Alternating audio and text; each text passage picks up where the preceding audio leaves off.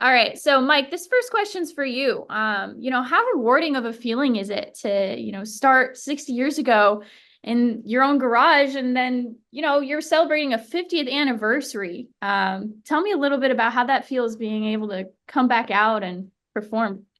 It's literally amazing. I mean, it's a miracle and it's wonderful because, our family was built on music and harmonies. And in fact, my mother came from Kansas and my grandfather Love came from rural Louisiana.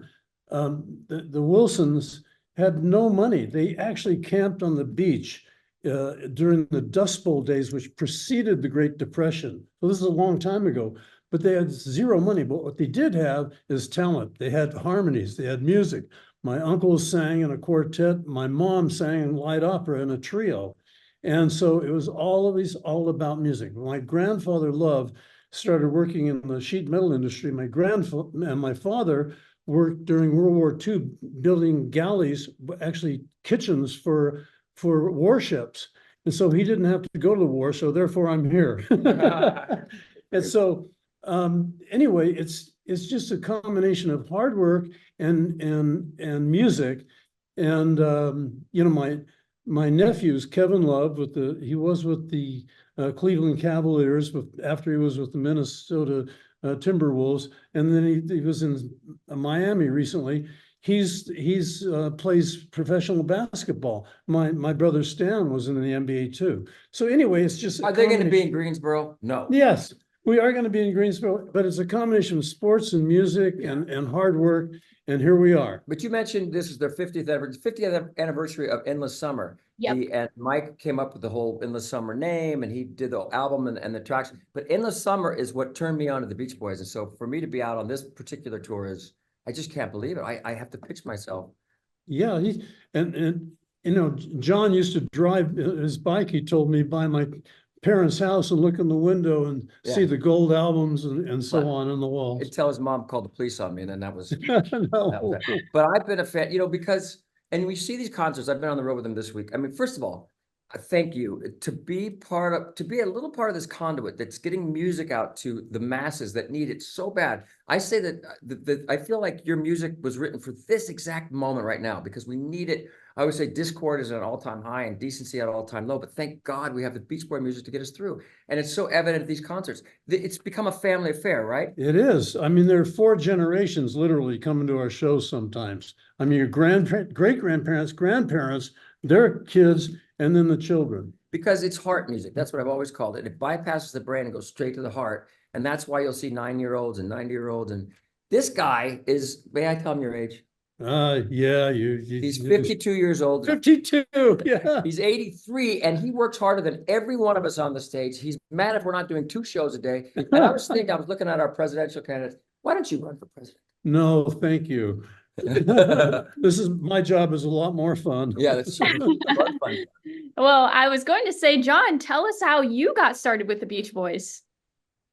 Well, I will tell you, I will start and then he can tell you. No, he was Blackie on General Hospital when we met him first.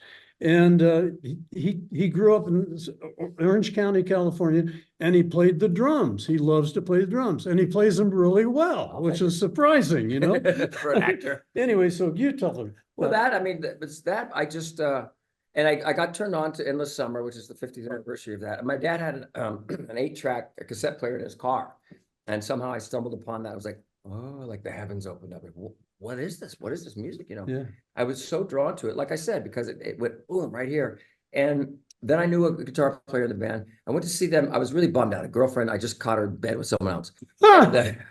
Tony Danza, to be exact. Read the book. And yeah, really. And but my friend said, well, come, maybe you get to meet the Beach Boys someday. And so we were playing this, at this baseball stadium. Well, he was playing at a baseball stadium. And my friend said, come backstage. As soon as fun is over, run backstage because it's, they're going to leave after the encore. So I go back there and I'm running and girls are chasing me on the diamond. And I look up on the big screen and there, that little skinny guy like this with like Jordan-ass jeans. And I had a dead crow in my head. I bashed through the backstage area and I'm sweating. And Mike goes, to my friend, he goes, who's that? He said, that's John Stamos. He plays drums. He's on General Hospital. And he says, does the girls scream for him all the time like that? And my friend said, yeah. He goes, get him on stage. And I went on and played Barbara Ann And he played with us in July 4th in the mid 80s. And there were hundreds of thousands of people there. And so, John has been a part of our life for ever since. I'm so grateful. And I feel like we were talking about this yesterday, like my brand of good, safe, home cooked meal feeling family entertainment is perfectly merged with the Beach Boys at this point. And so these concerts, is there still tickets? There must be. Yes, there are a few tickets. You've got to come see the show because we do 2 hour sets, hour, take a break, hour, and we got to pee and stuff.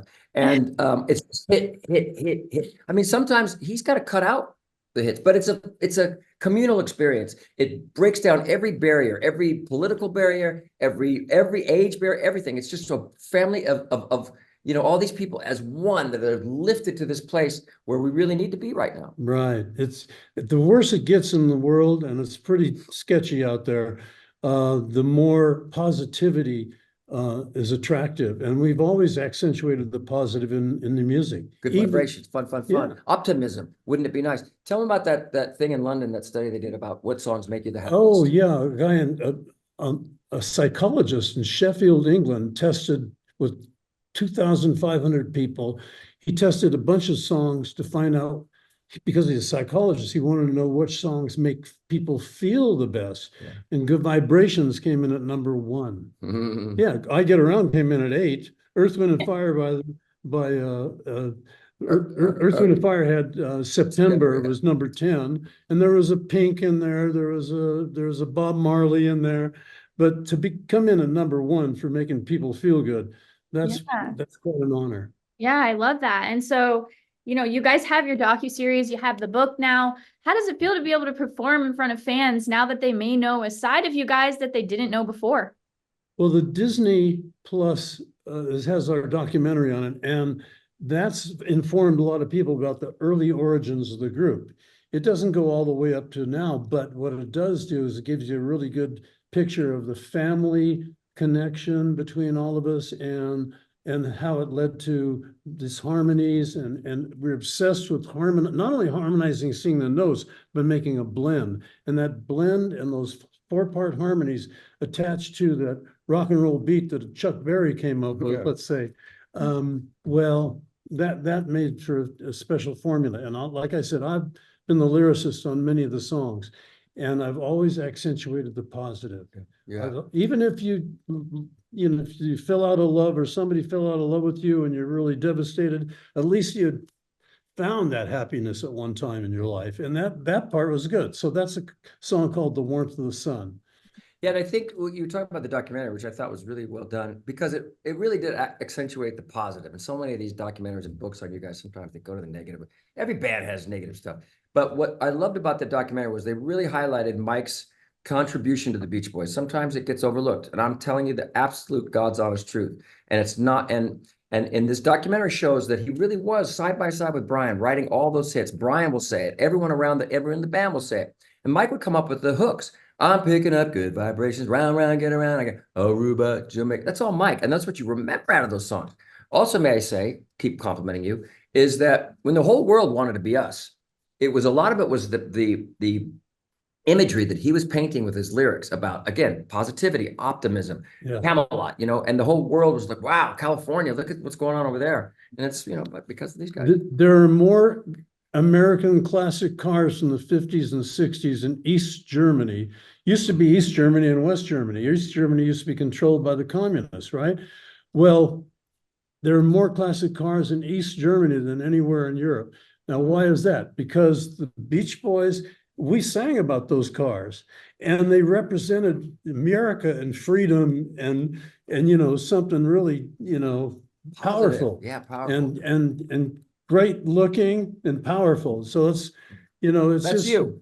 Well, no, not really, but we sang about cars as well as the girls, California girls, Different lifestyles. Yeah. Surfing, cars. Yeah. But oh, sorry, but I want to tell them what they're going to see, because that was my next question. So again, it's just everyone's uplifted, but bring your kids. I do stuff from Full House. We sing forever. We show videos and stuff. And then it's just, I don't care how old you are when you walk in there, when you walk out, you're gonna be a teenager and you're gonna be uplifted with love and positivity. And even little kids, they get a glimpse into their immediate future, you know, Right. with Wouldn't It Be Nice and, Yeah. God Only Knows and, I you know, think, so it's a really great experience, I yeah, and you think. never know, I mean, this guy will tour until he's 117, but you know, you never know when the Beach Boys are gonna come around to your town, especially in that beautiful place we're playing over there. And Tanger Center, yeah. and I'm not with mhm. them all the time, so if you want to see the Beach Boys and, you know, some And ex-teen John idol Tim. hamming it up, get tickets soon. No, Yeah. he does play it on stage. He plays the drums, you know. Sometimes you get a guest drummer and you say, that just ain't right.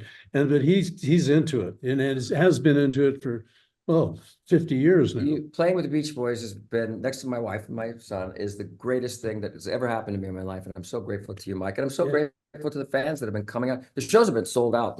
We played, what, the last 2 We days? played in the Outer Banks of North Carolina, which is great. It's beautiful. And we're in Asheville now, but we're heading to Roanoke on the way to Greensboro.